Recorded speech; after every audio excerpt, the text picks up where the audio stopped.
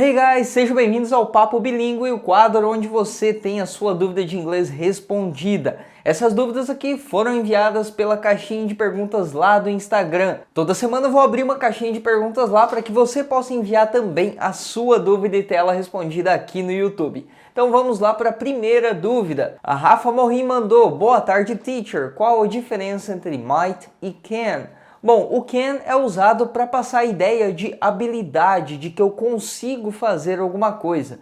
E o might é usado para expressar uma possibilidade. Então, talvez eu faça isso, talvez eu não faça. Por exemplo, na frase I can do it. Eu consigo fazer isso, eu tenho essa habilidade, eu posso fazer isso. E I might do it, eu talvez faça isso, talvez eu não faça. Então tem essa diferença aí. E a próxima dúvida é do Heller_Hell667. Qual foi a sua maior dificuldade ao iniciar os estudos do inglês? Quando eu iniciei os estudos oficialmente, formalmente, foi a falta de gramática. Eu falo oficialmente, porque se vocês já conhecem a minha história, eu comecei a aprender inglês desde muito novo através de jogos, ajudando lá o meu irmão com o dicionário do lado para a gente entender o que tinha que ser feito no jogo.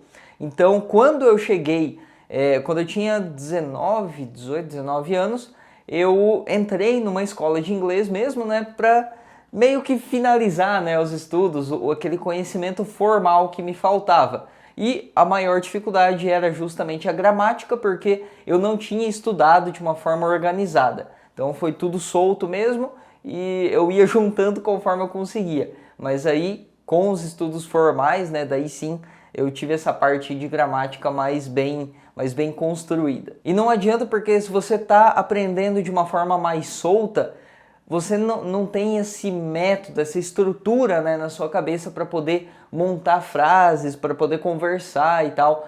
É realmente preciso uma estrutura mais formal para que você consiga aprender essa parte aí da gramática. Próxima dúvida é da Thaís M. Marques. Teacher, nos ensine onde e quando colocar o it. Nunca sei quando usar. Então, Thaís, o it é usado para representar coisas não humanas. Então, por exemplo, se eu vou falar a frase ele está doente e esse ele é um ser humano, eu vou usar o he. Se for ela está doente, ela sendo um ser humano, a gente vai usar o she. Agora, se for, sei lá, um elefante, aí a gente vai usar o it. E isso independente de ser macho ou fêmea. E no inglês a gente também vai usar o it para quando no português a gente tem um sujeito inexistente. Por exemplo, vai chover. Não tem um sujeito nessa frase aqui. Então o que acontece? No inglês a gente não pode colocar ali um verbo sem um pronome, sem um sujeito. Então a gente usa o it para ter um sujeito aí nessa frase, e aí a gente poder construir a frase. Então, vai chover, por exemplo, vai ficar it's going to rain, ou it's gonna rain, ou it will rain. A próxima não é bem uma dúvida, mais um comentário aqui do Manasses.Giuliano. Pretendo ir para os Estados Unidos, mas o medo de não dar conta na fluência é grande. Então assim, se você está indo só para uma viagem, é mais tranquilo. Você pode usar até o Google Tradutor lá para poder se comunicar.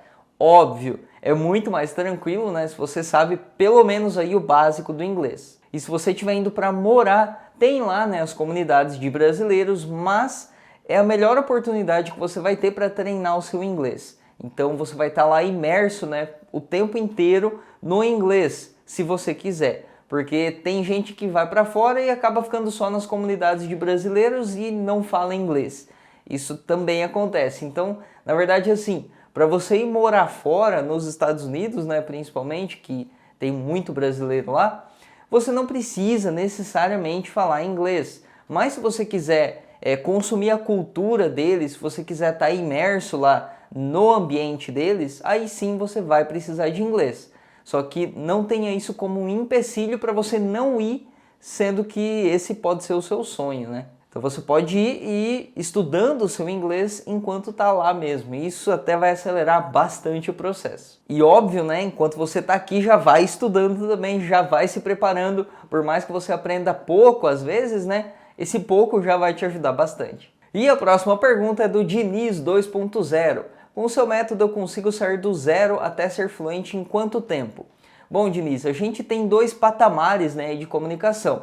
Tem o patamar de comunicação básica, que aí você vai conseguir se comunicar de uma forma mais básica, coisas do dia a dia, né? Você já vai poder fazer umas viagens aí sem passar tanto perrengue assim, já vai poder assistir filmes e séries entendendo um pouco mais, né? Já pode se candidatar, né, para aquelas vagas de trabalho que exigem um pouco mais de inglês.